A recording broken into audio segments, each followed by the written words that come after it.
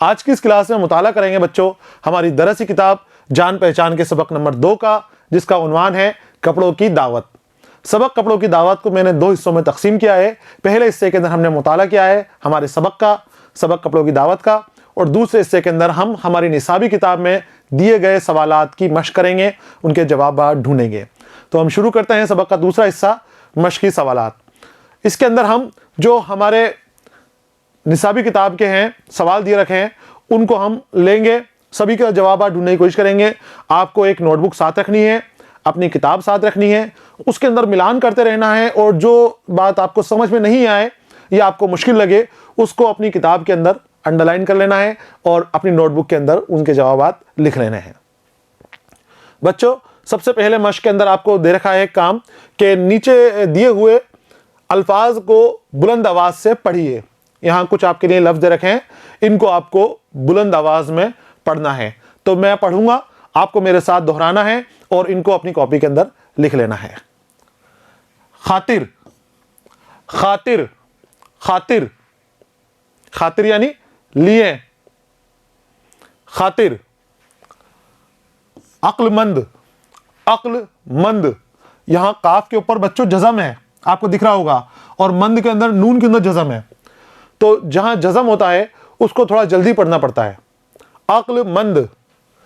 फिर है इस्तकबाल, इस्तकबाल, इस्तकबाल, खुशामद करना, खुशामदीद कहना। मुआफ, मुआफ, मुआफ कर देना, मुआफ। फिर है तफरीह, तफरीह, थोड़ा है के अंदर जोर लगाना है आपको, तफरीह। और फिर है एक शख्स, शख्स, शख्स, फर्द या इंसान। इसको आपको लिख लेना है अपनी कॉपी के अंदर। आगे चलते हैं हम। आपके लिए एक बार फिर आपको सबक की याद दिलाई गई है कि साफ सुथरा और अच्छा लिबास बच्चों, साफ सुथरा और अच्छा लिबास पहनने की आदत काबिल सताइश है, अच्छी आदत है, तारीफ के काबिल है, लेकिन असल अहमियत लिबास की नहीं बल्कि शख्स की होती है। इसलिए सिर्फ लिबास की बुनियाद पर किसी से अच्छा या बुरा सलूक करना नापसंदीदा अमल है। नापसंदीदा ख़राब अमल है, पसंद नहीं आने वाला अमल है, काम है। हम किसी की तारीफ़ करें या किसी की बुराई करें तो वो उसकी सीरत के मुताबिक करें। अगर तारीफ़ करते हो तो किसी की सीरत की करो, उसकी अच्छाइयों की तारीफ़ करो, और बुराई करते हो तो उसकी बुराइयों की करो, जो उसके अंदर ऐब हैं उन अयूब की बुराइयां करो। किसी के कपड़ों के बिना के ऊपर उसकी तारीफ़ भी सही नहीं है और उसकी बुराई भी सही नहीं है। तो ऐसी बात नहीं है कि अच्छा कपड़े नहीं पहनना चाहिए, अच्छे कपड़े पहनना चाहिए और तारीफ़ के काबिल भी है। लेकिन अगर कोई ख़राब कपड़े पहने हुए है या मामूली कपड़े पहने हुए हैं तो इसके माने ये नहीं है कि हम उसकी तारीफ़ नहीं करें या उसके अच्छे कामों को हम सामने नहीं लेकर आएँ या उसकी सबके सामने बुराई करने लग जाएं, कपड़ों की उसकी बुराई करने लग जाएं, नज़रअंदाज करने लग जाएं। तो ये बच्चों अच्छी बात नहीं है। हमने सबक में सीखी थी बात ये।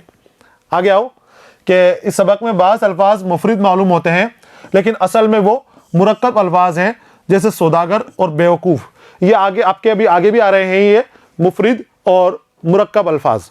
बच्चों मैं आपको बता दूं मुफरिद किसे कहते हैं। मुफरिद अल्फाज वो होते हैं बच्चों जो अलग होते हैं। ये मुफरिद लिख रहा है यहां पर, देखिए आप, मुफरिद जो फर्द हो, फर्द से बनाए। फर्द यानी अकेला, यकता, यगाना, सिर्फ एक ही हो जो। और इसका मुतजाद है मुरक्कब। मुफरिद का मुरक्कब, मुरक्कब वो जो 2 या 2 से ज्यादा लफ्ज से मिलकर बना हुआ हो, जो 2 या 2 से ज्यादा लफ्ज से मिलकर बना हुआ हो, वो लफ्ज मुरक्कब लफ्ज है। जैसे सौदागर, ये लग रहा है कि एक ही लफ्ज है ये, लेकिन एक नहीं है, 2 मिले हुए हैं। सौदागर करने, सौदागरी करने वाला। बेवकूफ, बेवकूफ, जिसके अंदर वकूफ नहीं है, सोचने समझने की ताकत नहीं है, बेवकूफ। तो जिन अल्फाज के अंदर 2 या 2 से ज्यादा अल्फाज मिल रहे हैं और उनसे मिलकर एक लफ्ज बन रहा है तो वो मुरक्कब लफ्ज कहलाएंगे। अभी आगे भी आएंगे। जैसे आपके एक लफ्ज है नजरअंदाज। एक लगता है हमें कि एक ही बात है कि नजरअंदाज करना, लेकिन उसमें नजर और अंदाज 2 लफ्ज मिले हुए हैं और 2 लफ्ज मिलकर एक मायना दे रहे हैं, मुरक्कब वो हैं। आगे चलते हैं हम। जो हमारे सवाल जवाब हमें निसाबी किताब में दे रखे हैं वो है आपके सामने कि नासिरुद्दीन कैसी ज़िंदगी गुजार रहा था। नासिरुद्दीन कैसी ज़िंदगी गुजारता था? सादा ज़िंदगी गुजारता था, आराम से रहता था, खुशी खुशी वो रहता था। नासिरुद्दीन सादा ज़िंदगी गुजारता था, उसे दुनिया की किसी चीज़ की परवाह नहीं थी। जब वो कहीं जाता था तो उसको ये नहीं कि मेरे बारे में लोग क्या कहेंगे, कैसे कपड़े पहन के जा रहा हूँ, मैं क्या जा रहा हूँ। दावत थी बिलाल सौदागर के यहाँ, दावत में ऐसे ही चला गया बगैर किसी की परवाह किए। तो किसी की परवाह वो नहीं करता था, खुश मिजाज इंसान था और सीधा साधा इंसान था। आगे आते हैं सवाल नंबर 2 की जानिब। दावत में पहली बार नासिरुद्दीन के साथ क्या सलूक किया गया? बताइए आप, नासिरुद्दीन के साथ दावत में जब पहली बार गया था वो, तो कैसा सलूक किया गया था? उसके साथ खराब सलूक किया गया था। ना तो किसी ने उसको अपने पास बैठाया और ना ही किसी ने उसको खाने के लिए दावत दी, खाने के लिए बोला उसको। बेचारा अलग एक तरफ खड़ा हो गया था और सोचता रहा कि बोले आज हो क्या रहा है। जो उसके दोस्त थे, जो उसके साथी थे, वही उसको नहीं पूछ रहे थे। जो मेहमान था, मेज़बान था बिलाल सौदागर, उसने भी उसकी तरफ ध्यान देना बंद कर दिया, नज़रअंदाज कर रहे थे सभी उसको। तो बहुत ख़राब सलूक उसके साथ वहाँ पर किया गया। दावत में पहली बार नासिरुद्दीन के साथ बुरा सलूक किया गया। बिलाल सौदागर और उसके सारे दोस्त उसे नज़रअंदाज कर रहे थे और खाने पर भी उसके इज्जत नहीं की गई। सभी जो उसके दोस्त थे सब नज़रअंदाज कर रहे थे, कोई भी ध्यान नहीं दे रहा था। और खाने के ऊपर जब बैठे गए तब भी उसकी इज्जत नहीं की गई, उसके वकार के मुताबिक उसको खाना नहीं दिया गया और जैसा मिल रहा उसको वैसा ही दे दिया गया। आगे आते हैं सवाल नंबर 3 की जानिब। दावत में दूसरी बार नासिरुद्दीन कैसे लिबास में पहुंचा? अब एक बार तो चला गया, शुरू में कैसे लिबास में गया था? वो मामूली लिबास में चला गया था, जो उसके रोजमर्रा के काम के कपड़े हैं वही पहनकर वो दावत में चला गया था। अब दोबारा फिर गया वो, एक बार फिर घर आकर मुंह हाथ धोए, कपड़े बढ़िया वाले पहने उसने, कीमती और चमक दमक वाले बहुत अच्छा लिबास उसने पहन लिया।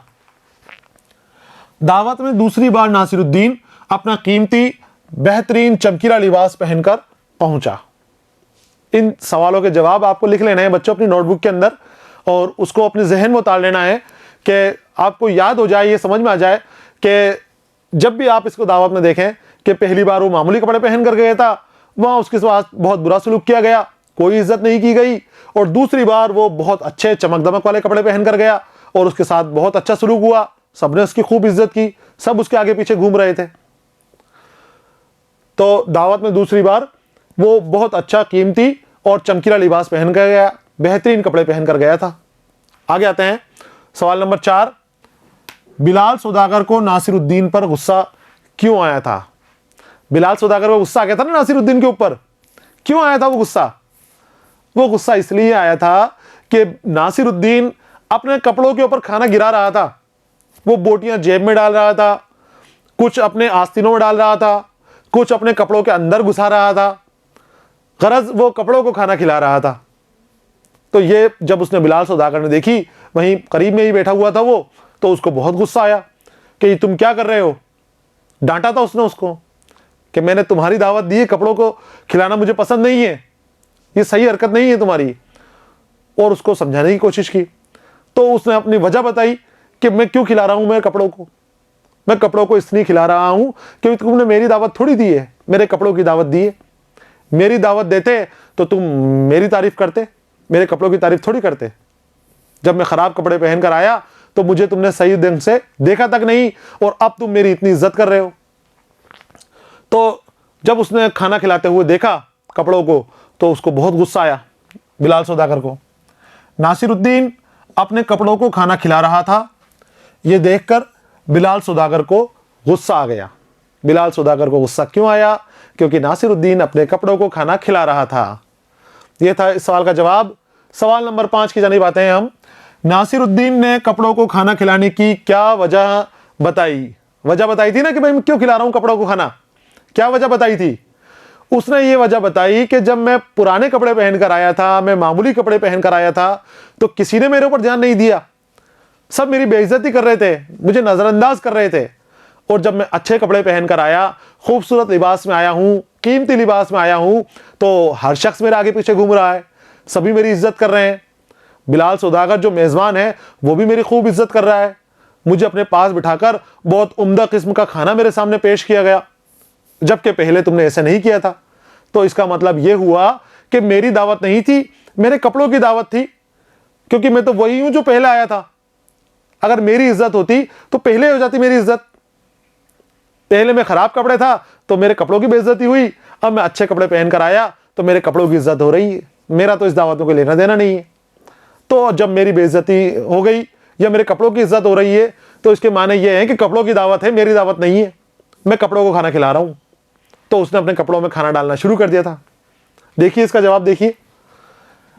नासिरुद्दीन दावत में पहली बार अपने खराब और मैले कपड़े पहनकर चला गया तो किसी ने उस पर ध्यान नहीं दिया और कोई इज्जत नहीं की थी। पहली बार कैसे गया था? जो रोजमर्रा के कपड़े हैं उसके मामूली लिबास के अंदर मेले हो रहे थे, धब्बे लग रहे थे, जूते भी उसके बहुत गंदे थे, धूल जम रही थी, गर्द आलूद जूते थे उसके, और उसमें वो चला गया था तो किसी ने उसको ध्यान नहीं दिया, सभी नजरअंदाज कर रहे थे। लेकिन दूसरी बार जब वो बहुत अच्छे और कीमती लिबास पहन कर गया तो सभी उसकी इज्जत कर रहे थे, इसलिए उसने कपड़ों को खाना खिलाना शुरू कर दिया कि ये मेरी दावत नहीं है, मेरे कपड़ों की दावत है, तो मैं कपड़ों को खाना खिलाऊंगा।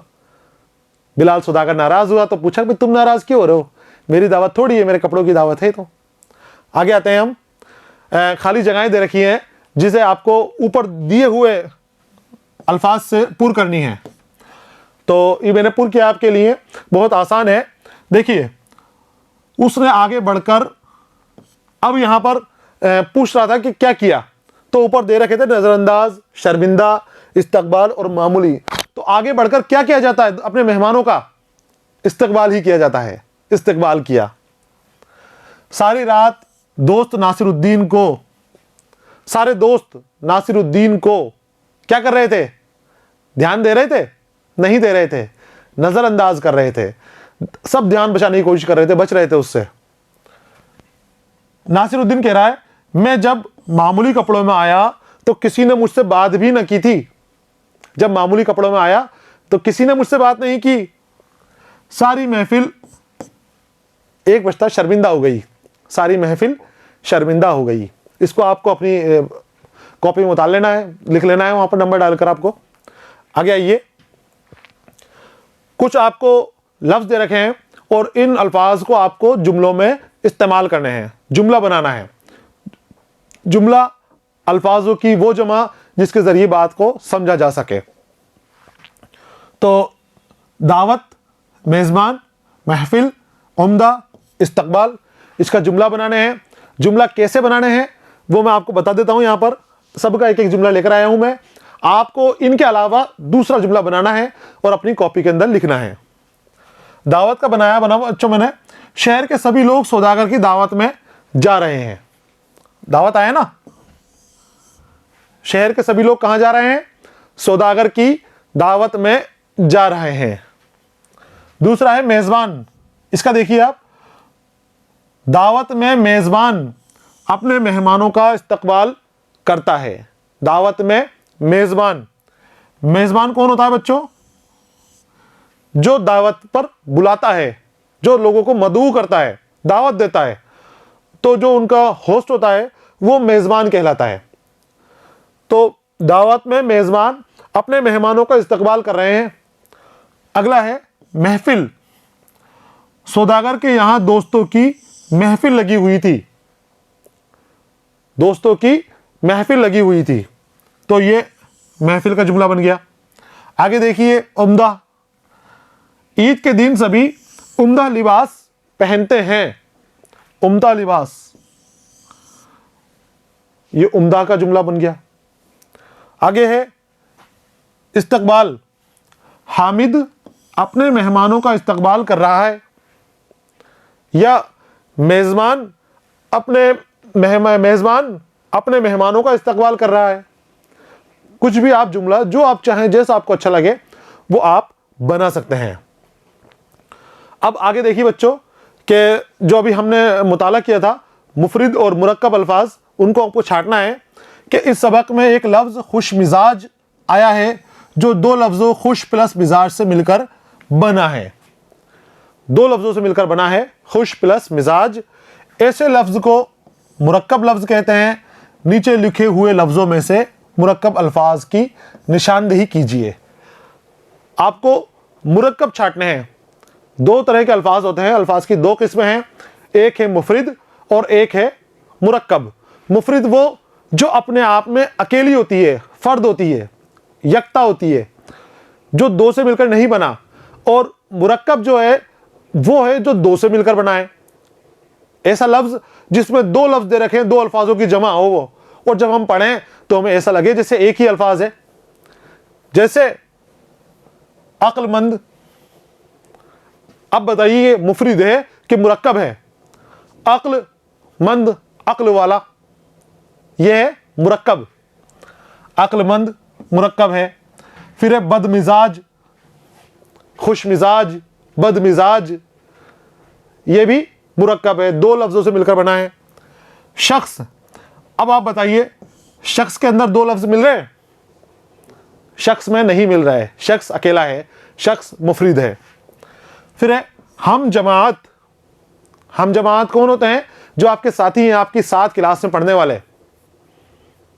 हम साथ में और जमात क्लास एक साथ, ये है मुरक्कब। तफरीह, तफरीह बच्चों है मुफरिद। खुश आमदीद, खुश आमदीद, इस्तकबाल करना, तो दो से मिलकर बने हैं ये, खुश प्लस आमदीद, कि आपके आने पर खुशी हुई, आपको देखकर खुशी हुई, तो ये भी मुरक्कब। शेरवानी, शेरवानी क्या होती है जानते हो? हाँ, कपड़े, एक लिबास है जो हम पहनते हैं। अब शेरवानी बताओ, दो से मिलकर बना है या एक से मिलकर बना है? एक से, अकेला, तो शेरवानी हो गया मुफरिद। शेरवानी क्या हो गया? मुफरिद। आगे आइए, हम वतन। हम वतन, जैसे हम जमात था, जैसे हम जमात वैसे ही हम वतन, तो ये भी है बच्चों मुरक्कब। क्या हो गया ये? मुरक्कब। आगे आइए, आफत, किसी से मिलकर बना है? आपको अलग करके देख लेना है कि अलग होने पे कुछ मतलब निकल रहे हैं, निकल रहे हैं। अगर हम आफत, कोई मतलब नहीं है, कुछ पता नहीं चल रहा क्या है, ये मुफरिद है, एक ही अकेला है आफत, तो ये आफत हो गया मुफरिद। फिर है गैर हाजिर। गैर हाजिर कौन? जो हाजिर नहीं है। आप हाजिर भी रहते हो और गैर हाजिर भी रहते हो, तो गैर हाजिर दिख रहे हैं दोनों अलग अलग, दो मिलके बने हैं। जो हाजिर नहीं हो वही गैर हाजिर, तो ये हो गया मुरक्कब। तो जो दो से मिलकर बने हैं वो मुरक्कब, और जो अकेले हैं, दो से मिलकर नहीं बने हैं, वो मुफरिद हैं। आपको अपनी नोटबुक के अंदर 5 लफ्ज़ और इधर उधर से देखकर, जहां से आप अपने वालिदैन से पूछकर, अपने बड़े भाइयों से पूछकर अपनी नोटबुक में लिखने हैं 5 और लफ्ज़ जो मुरक्कब हो, जो दो अल्फाजों से मिलकर बने हैं। तो यहां पर मुरक्कब हो गए अक्लमंद, बदमिजाज, हम जमात, खुश आमदीद, हम वतन और गैर हाजिर। और जबकि मुफरिद हो गए शख्स, तफरीह, शेरवानी और आफत। आगे आते हैं बच्चों। अब अमली काम आपका थोड़ा बहुत और दे रखा है। किसी ऐसी दावत का हाल 10 जुमलों में बयान कीजिए जिसमें आपने शिरकत की हो। यह आपको मजमून लिखना है। 10 लाइनों के अंदर आपको किसी दावत का हाल बयान करना है कि दावत में क्या क्या होता है। आप जाते हो दावतों में, वहाँ पर खाना भी खाते हो, तफरीह भी लेते हो और मज़ा भी आप दावत के अंदर लेते हो, तो उसे आपको लिखने की कोशिश करनी है, उतारने की कोशिश करनी है। एक पेज के ऊपर 10 लाइनों में आपको लिखना है, उर्दू में आपको लिखना है और ये बताना है कि दावत में आपने क्या क्या किया और किस तरह की वहाँ पर माहौल था, किस तरह की महफिल जमा थी। इसी तरह से एक और चीज़ दी है, इस सबक का दूसरा उन्वान। इस सबक का दूसरा उन्वान क्या हो सकता है? जो मैंने तजवीज़ किया है वो सबक के शुरू में, जहाँ वह सबक शुरू हुआ है, वहाँ आप देखिएगा, वहाँ आपको दिखेगा कि दूसरा उन्वान मैंने सबक का क्या दिया है। इसके अलावा और भी कोई उन्वान हो सकता है, तो आपको अपनी नोटबुक में उसके भी लिखना है। ये बच्चों हमारे जो दूसरा सवाल था कपड़ों की दावत, इसके सवाल जवाब ख़त्म हो गए हैं, पूरे हमने कर लिए हैं। अगले सबक के साथ मैं फिर से आपके सामने हाजिर रहूँगा। तब तक के लिए इजाज़त दीजिए। खुश रहिए, पढ़ते रहिए। अलविदा।